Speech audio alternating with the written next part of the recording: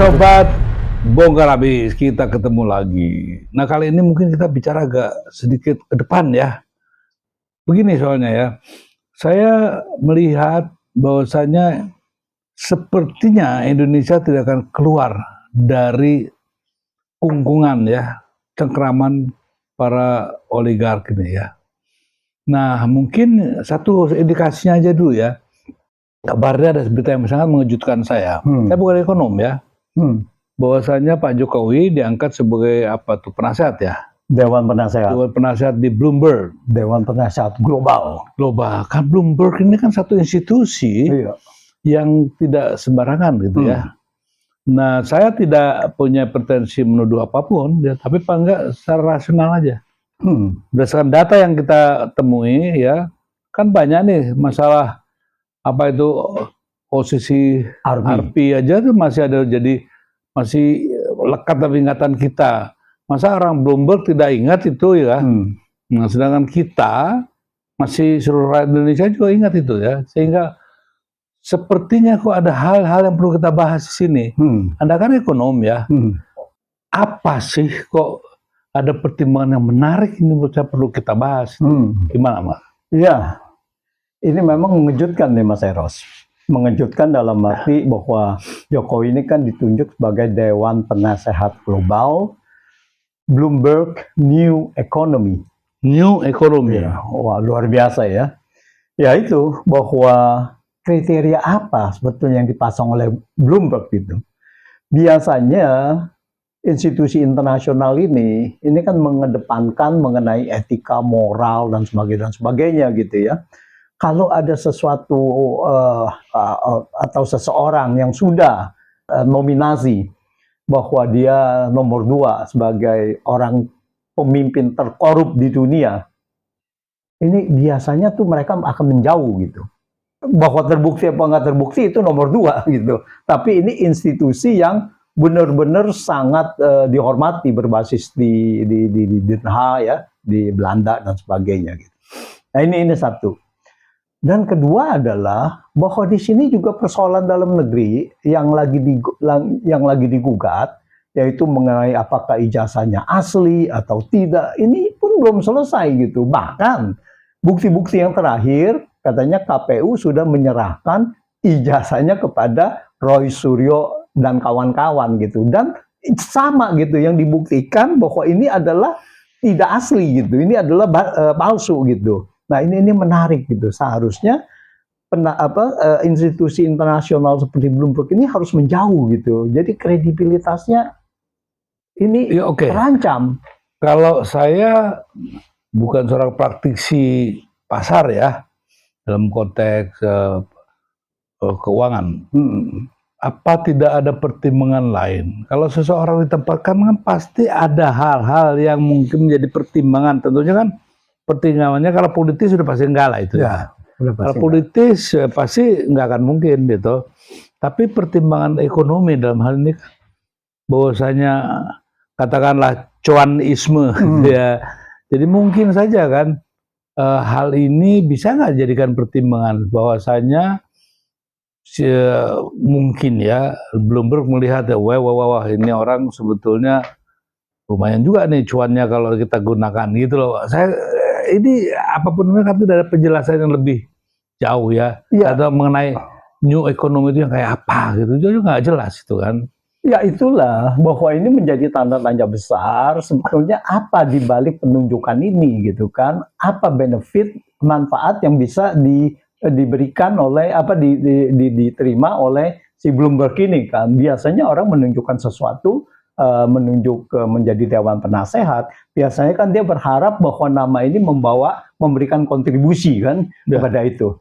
Nah, bahwa kalau pemikiran pasti enggak gitu ya. Pemikiran tuh pasti enggak. Pengalaman juga malah kacau gitu ya. Nah, jadi apa gitu kan? Apakah ada keuntungan? Nah, saya melihatnya gini, jangan-jangan khawatirnya ini sebetulnya ada kekuatan besar di belakang Jokowi gitu kan, yang bisa ingin menetralisir lah namanya yang ada di OCCRP dan sebagainya. Oh, Bloomberg aja juga menunjuk dia sebagai itu. Nah, mulailah termul-termul ini mengcounter kan gitu. Oh ya, ini ada nih. Nah, sampai sejauh mana kekuatan-kekuatan itu di belakang itu, apakah dia memang kekuatannya di belakangnya Jokowi yang juga mendominasi bahwa kekuatan nanti ke Indonesia nih yang harus diperhatikan, Mas. Nah, dari politiknya gimana itu? Gini.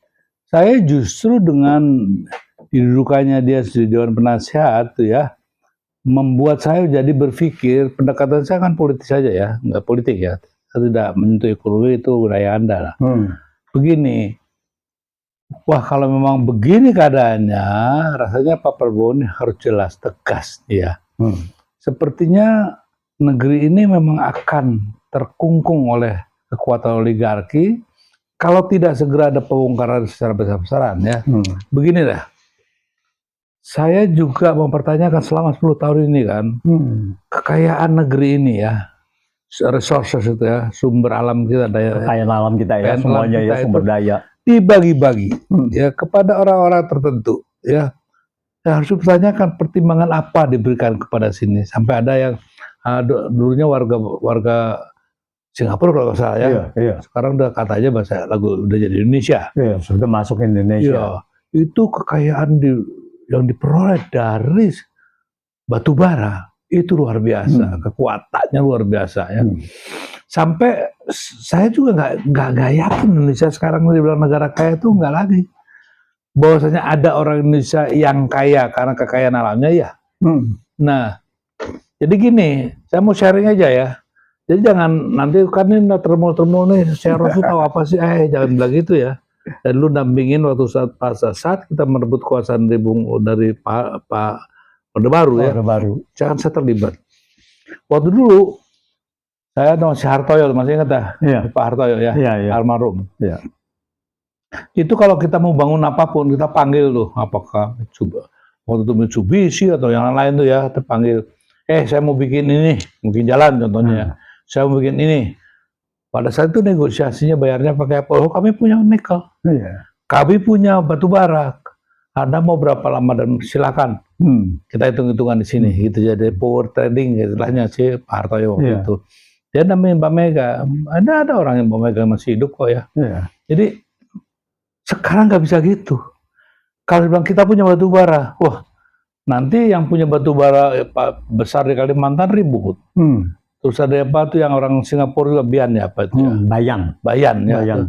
Itu juga bilang, ini batu bara saya, ya kan. Nah, hal seperti ini yang harus kita pertimbangkan kembali ya. Sepertinya nih Pak Presiden pernah pidato loh ya, waktu 15 Agustus kalau saya. Yang udah katanya menjelang itu ya. Iya, dia bilang 17 Agustus. Kita akan tegakkan kembali Undang-Undang Dasar 45 pasal 33. Kan sudah jelas loh instruksinya ya. Dikuasai negara, iya sekarang mungkin masih negara menguasai tapi nggak mengelola dan nggak dapat keuntungan apa-apa. Dibagi-bagi. Dan semua yang namanya untuk kesejahteraan rakyat kan nggak terbukti. Yang adalah kesejahteraan orang-orang itu. Ya. Dan orang itu sekarang menjarakan negara, menurut saya. Sehingga wajar saja kalau Pak Presidennya agak ragu-ragu melangkah ya.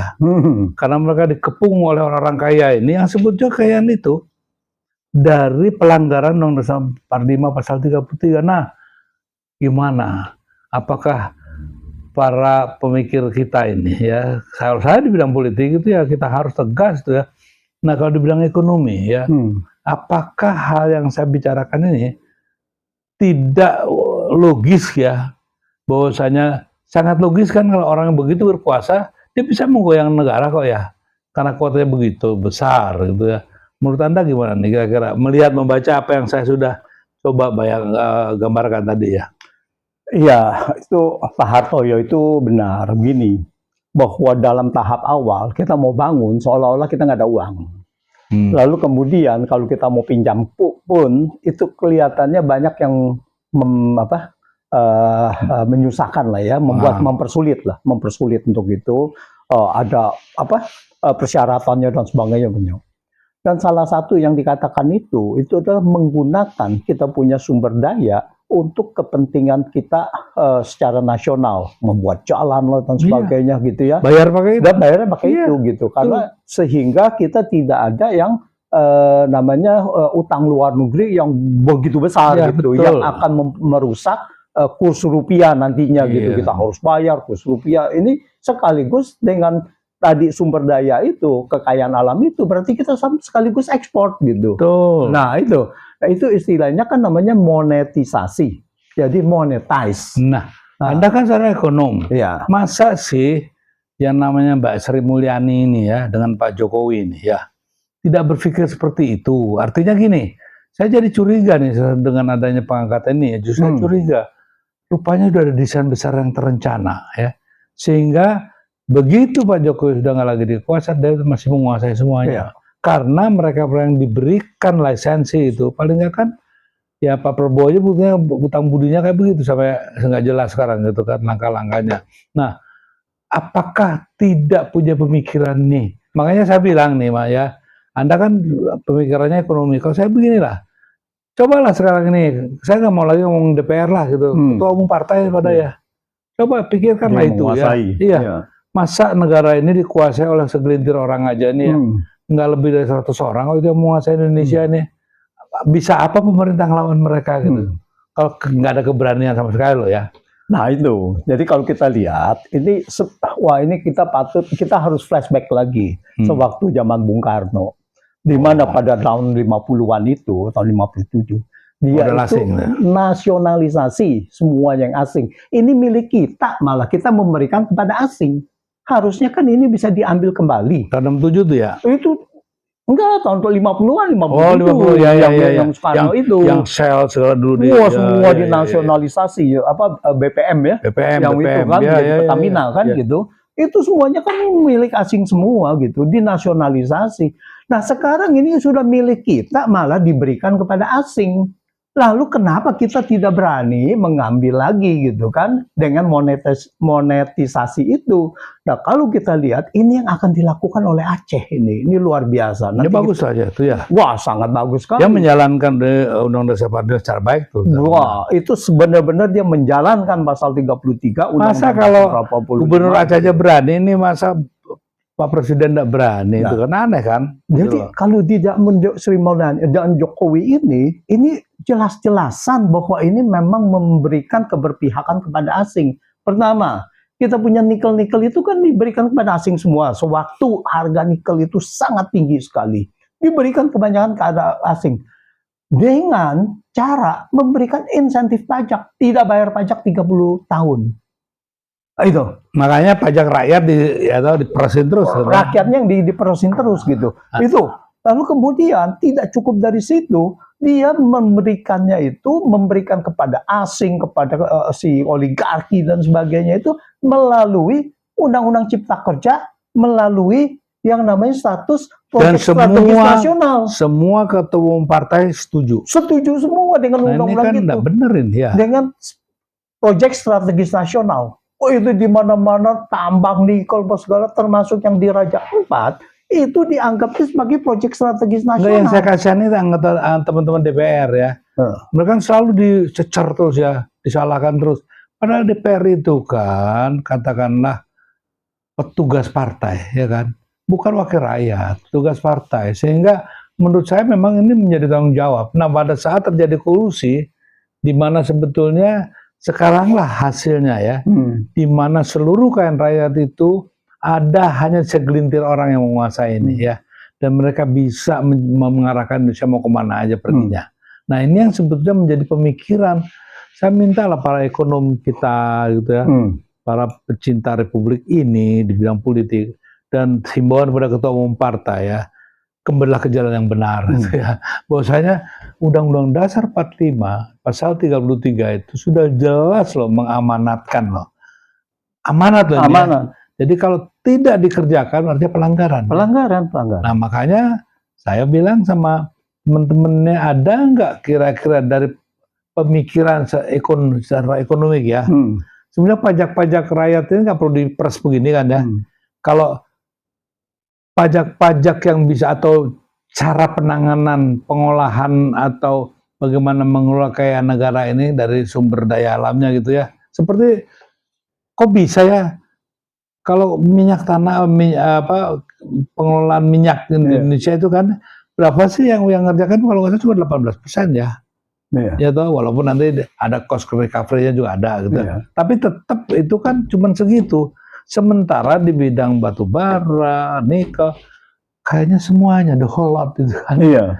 Jadi kalau saya pernah menghitung, kalau kita bagi hasil setelah cost recovery, itu dulu kita mendapatkan sekitar setelah cost recovery itu kan 85%. Ya, kita ini. Dengan ditambang, kita itu dapat maksimum 30%. Jadi jauh di bawah itu. Waktu harganya naik, mereka yang menikmati bahkan dapatnya bagi hasilnya itu ekuivalen dengan kita cuma dapat 15%. Jadi itu kebalikannya ditambang. Nah, ini yang harus ditata lagi. Tapi kalau kita menginterpretasikan, mengartikan pasal 33 secara menyeluruh, yaitu bumi dan air dan kekayaan yang terkandung di dalamnya dikuasai negara. Dan, nah ini yang penting, dan dipergunakan sebesar-besarnya untuk kemakmuran rakyat. Kalau kita bicara itu yang diputus ya, itu yang diputus, dikuasai negara. Dia bilang udah kita kuasai kok. Dia bilang. Lalu dia membagi-bagi konsesi. Membagi konsesi kalau kita bilang dipergunakan sebesar-besarnya untuk kemakmuran rakyat. Ingat kata-kata sebesar-besarnya. Mau tidak mau itu harus dimiliki oleh negara, oleh pemerintah daerah yang mempunyai tambang itu supaya rakyat daerah ini itu sejahtera. Sekarang ini mereka yang tinggal di sekitar tambang yang kaya luar biasa, mereka itu semua miskin. Bahkan begitu ada musim banjir dan sebagainya, mereka kebanjiran gitu. Bahkan longsor dan sebagainya. Karena apa? Setelah itu pun mereka ditinggal tanpa ada reklamasi yang benar gitu. Jadi ini yang harus benar-benar disuarakan, benar-benar pemerintah memperhatikan hal ini. Dan mudah-mudahan yang di Aceh ini bisa menjadi percontohan ini. Percontohan bagaimana mengelola sumber daya yang seharusnya yang sebenarnya gitu untuk sebesar-besar kemakmuran rakyat. Aceh gitu. Kita jadikan model lah. Model ya. Iya. Nah, Pak Presiden kan bisa manggil ya kepada ketua umum nih ya. Masa nggak bisa ke arah sana diarahkan ya? Di mana secara ini namanya polisinya seorang presiden yang berkewenangan penuh dengan Undang-Undang Dasar 45 loh ya. Jangan 002 ini saya nggak ikut-ikutan ya. Saya bicara Undang-Undang Dasar 45. Itu kan presiden diberi kewenangan yang sangat luar biasa ya. Panggil dong ya kan. Percuma kalau umpamanya ini kan permainan aja nih gitu. Nanti serahkan ke DPR. Ya DPR itu siapa sih? DPR itu kan ketua umum partai yang menentukan. Jadi Pak Presiden kita coba himbau ya supaya ayolah gitu ya. Kalau enggak nanti Anda cuma dicap presiden omong-omong loh, hati-hati loh ya. Nah, sedangkan kekuasaan ada di Anda, tangkap mereka yang nggak mau melaksanakan ini. Anda punya kewenangan loh. Anda kan melaksanakan pasal 33. Nah, jadi jangan juga nanti ya bahwa sih cuma ngomong-ngomong doang itu. Saya sebagai temannya saya nggak mau mendengar itu. Nggak rela ya? Nggak rela dong, begitu karena ya. dia sih bang niatnya bener, niatnya baik. Cuman kan ini rupanya apa ya? Banyak juga, nah ini juga susah kan. Partai yang dulu saya berada juga ternyata tidak membesarkan, tidak ada paham memahami hal ini. Itu kan kacau. Makanya harus ada kongres, kongres ketua umum partai ini kan. Para ketua umum partai itu bikin kongres lah ya, dipimpin presiden itu, bikin kesepakatan bagaimana menjalankan Undang-Undang Dasar 45 pasal 13 secara murni dan konsekuen ya. Nah, tentunya kan kita tidak barbarian lah ya, pasti ada cara-cara yang win-win solution. Tapi kalau sekarang ini kan bukan win-win solution, lose-lose-terusan gitu kan. Nah inilah makanya kalau dari ekonomi saya melihat ya, saya tuh nggak percaya nih ekonomi bisa terbenahi. Kenapa? Karena saya lihat kalau ada pendulum tuh ya, pendulumnya ke sini terus nih, ke kanan terus, itu ke rakyatnya nggak pernah. Nah justru saya pikir Pak Prabowo juga yang semangatnya begitu hebat itu ya, ya tidak mungkin berhasil kalau saja ya money is the power kan, ya di Amerika money is power. Nah kalau money itu ditempatkan ke tempat yang pemegang power yang salah, yang tidak benar. Jadi contohnya gini ya, alasan sederhana aja deh. Itu yang orang Singapura yang sekarang jadi orang Indonesia katanya, punya kekayaan segitu luar biasa itu, apa pertimbangannya? Pertimbangan politisnya ya, apa?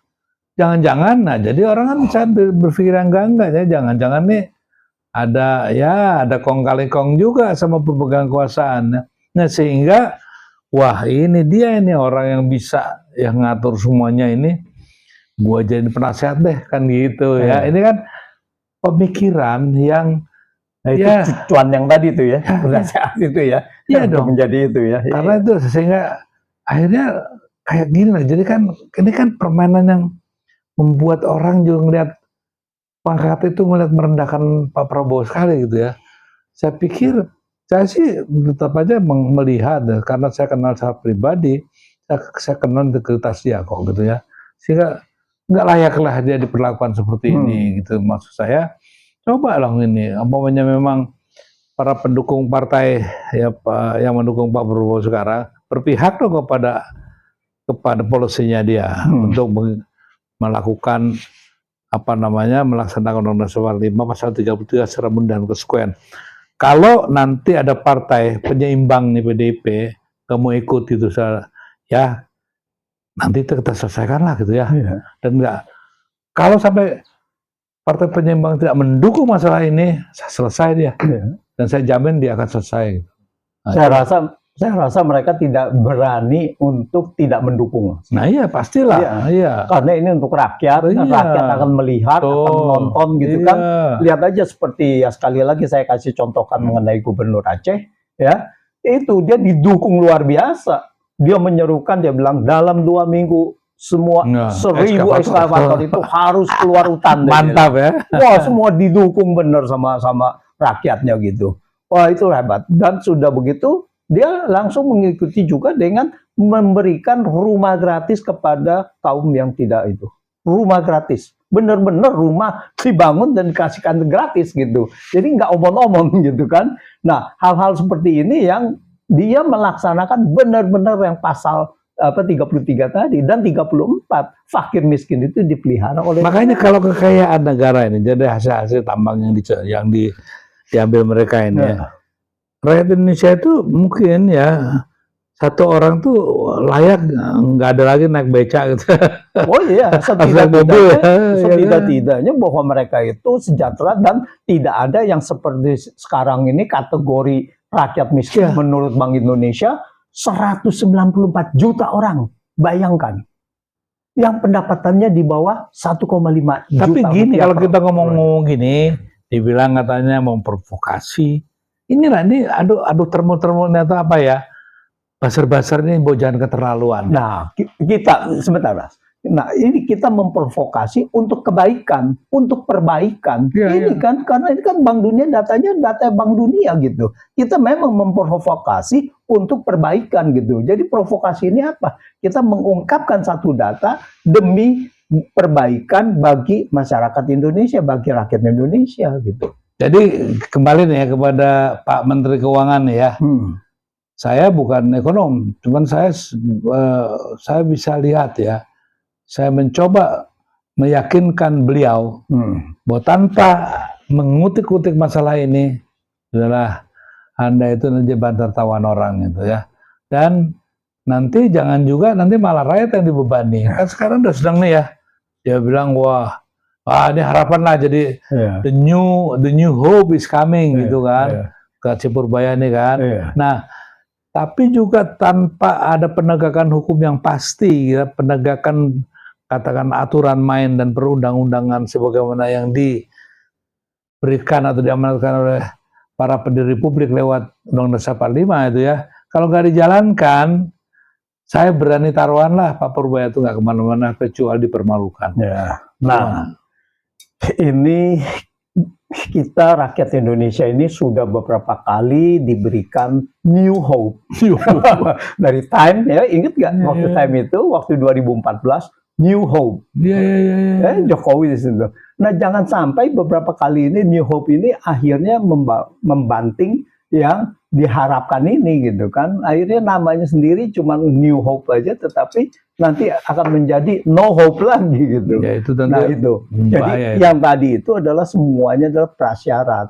Kalau kita cuma bicara saja tanpa prasyarat ini dikerjakan, ini akhirnya akan nonsens. Nah ini yang itu harus benar-benar. Jadi setuju ya? Sangat setuju. Jadi setuju bahwasanya kembali ke Undang-Undang pada pasal 33 itu kunci, jadi kunci kayaknya jadi kunci prasyarat. Jadi prasyarat bagaimana apa yang diciptakan yang diperjuangkan oleh Pak Purbayo itu ada groundnya, ya ada alasan kita akan melihat gedung yang akan terbangun. Kira-kira itu ya. Nah jadi para sahabat bongkar habis ya coba kita sama-sama kita renungkan. Tanpa harus pakai suara-suara yang menjelek-jelekan si ini si itu. Nah ini fakta kok. Ada bisa kita lihat secara bersama. Dan kepada Pak Presiden kita harapkan juga ya. Cobalah ketegasan Anda ya. Sekarang ini kan krisis kepemimpinan loh ini ya. Hati-hati karena chaos itu bisa saja terjadi. Ada hal-hal yang sebetulnya yang tadi the hope is fading out, yang ada frustrasi. Nah, chaos itulah jawabannya. Itu yang saya khawatirkan. Saya setuju gitu ya. Setuju. Jadi kalau kita lihat begini, jangan ini dalam waktu dekat ini, kalau program-program Gubernur Aceh ini berhasil dengan memberikan pasal 33. Nanti tahun 2029, nah kita lihat bagaimana itu terhadap itu. Setuju ya? Aceh kita jadikan role model. Ya. Pak Gubernur, selamat ya. Bek pemalai kaum. Ya itu kalau orang sana bilang gitu, orang-orang aja tahu lah. Bek pemalai kaum. Nah itu. Oke, sobat bongkar habis. Mudah-mudahan apa yang kita bicarakan ini tidak kosong saja gitu. Mari kita renung bersama, tapi juga jangan terlalu memojokkan si ini si itu lagi, tapi ayo kita bersama-sama lah ya, ayo kita bangun Indonesia kembali dengan semangat yang tadi ya, menjadi new hope to hope benar. Dan saya itu terima kasih Pak Antoni, Mas Lukas ini lagi menjadi suami yang baik. Oke, kita akan ketemu di bongkar habis yang akan datang. Kalau suka subscribe. Dan jangan lupa juga klik. Oke, sampai berjumpa mereka.